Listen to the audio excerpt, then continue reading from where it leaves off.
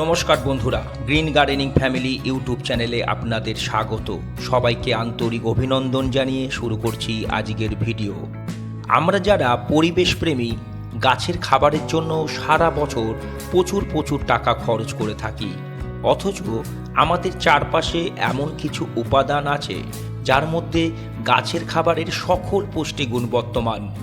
আপনি গ্রামে বা শহরেই যেখানেই বাস করেন না কেন, এই ঠান্ডা গাছের উন্নত খাবারটি খুব সহজে বানিয়ে ফেলতে পারবেন।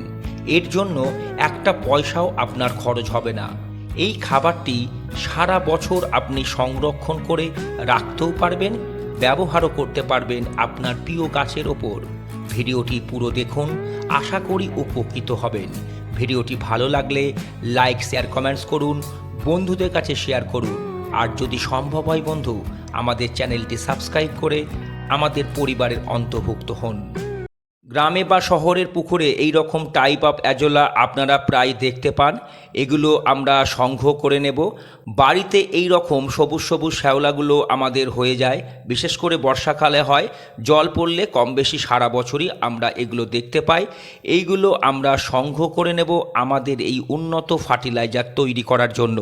এই জলজ ফানগুলো দেশে বিদেশে বিভিন্ন জায়গায় ফার্টিলাইজার হিসাবে ব্যবহার হচ্ছে বর্তমানে। খুবই উন্নত একটা ফার্টিলাইজার এটা গাছের খাবারের জন্য। ভারতীয় উপমহাদেশেও কিন্তু এর ব্যবহার আস্তে আস্তে চালু হয়ে গেছে। আমরাও পেছনে থাকবো না বন্ধু, আমাদের প্রিয় গাছের জন্য এগুলো আমরা ব্যবহার করব গাছের খাবারের জন্য। এগুলোকে নিয়ে আসার পর পুকুরের যে শ্যাওলাগুলো অ্যাজোলাগুলো আনার পর আমরা ভালো করে রোদে শুকিয়ে নেব। এর মধ্যে আপনি অবশ্যই একটু হলুদ দিয়ে দেবেন, না হলে যে কোনো ফাঙ্গিসাইড অবশ্যই দিতে হবে, না হলে ছত্রাক হওয়ার সম্ভাবনা থেকে যাবে। খুব ভালো করে এগুলো আমরা রোদে আগে শুকিয়ে নেব। অ্যাজোলা ভাসমান জলজ ফান, এর পাতায় নস্টক বা অ্যানাবিনা জাতীয় মিথজীবী নীলাভ সবুজ শ্যাওলা বাস করে।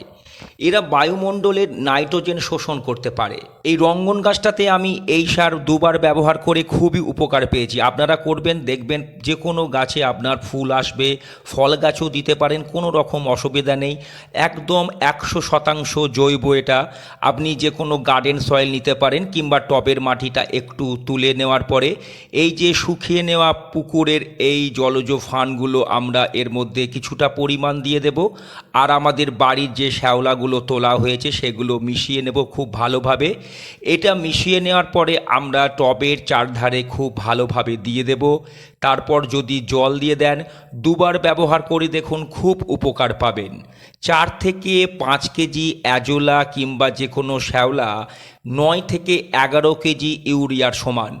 এটা আমরা প্রচণ্ড গরমে ঠান্ডা আকারেও ব্যবহার করতে পারি। আমি যেমন গোবরটা ভিজিয়ে রাখি এরকম জল আকারে, বিশেষ করে গরমকালে দেওয়ার জন্য, তার মধ্যে একটু গুড় দিয়ে রাখি যাতে ঠান্ডা থাকে, আর একটু হলুদটা ব্যবহার করি। এটা আমি তৈরি করে রাখি গরমে দেওয়ার জন্য। এবার এই তরলটা আমরা, গোবর সারের তরলটা 250 ml নিয়ে নেব। আর আমাদের বাড়ির যে শ্যাওলাটা আছে আমরা 2 চামচ মতো নিয়ে ভালো করে গুলে যদি আমরা গাছে এটাকে প্রয়োগ করি, আপনার চারা গাছেও প্রয়োগ করতে পারবেন। প্রচণ্ড গরমে গাছে প্রয়োগ করলে খুব সুন্দর আপনার সবুজ এবং সতেজ থাকবে আপনার গাছ। আমাদের যে শ্যাওলাগুলো 6টা প্রজাতি আছে, তবে ভারত ও আশেপাশে অ্যাজোলা পিনাটা, মাইক্রোফিল শ্যাওলাটাই দেখতে পাওয়া যায়। ভবিষ্যতে গোবর সারের বিকল্প হিসাবে এটা ব্যবহার করা যেতে পারে।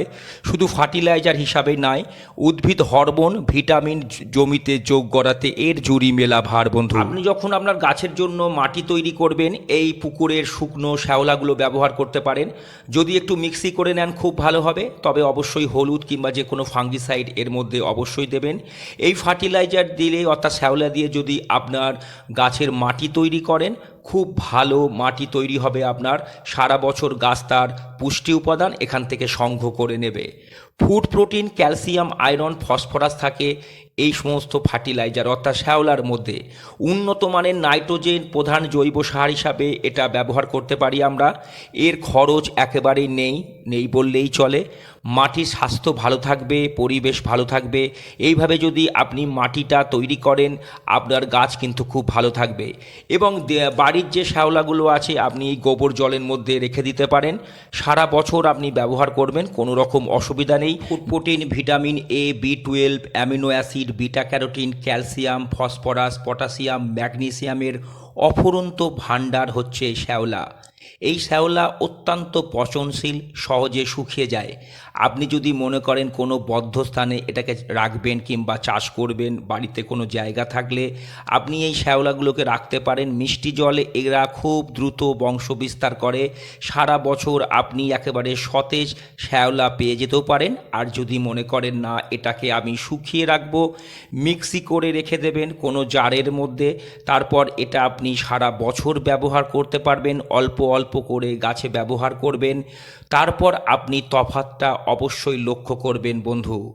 আশা করি আপনাদের ভিডিওটা ভালো লেগেছে। যদি ভালো লাগে লাইক, শেয়ার, কমেন্টস করুন, বন্ধুদের কাছে শেয়ার করুন। আর যদি সম্ভব হয় বন্ধু সাবস্ক্রাইব করে আমাদের পাশে থাকুন। নমস্কার।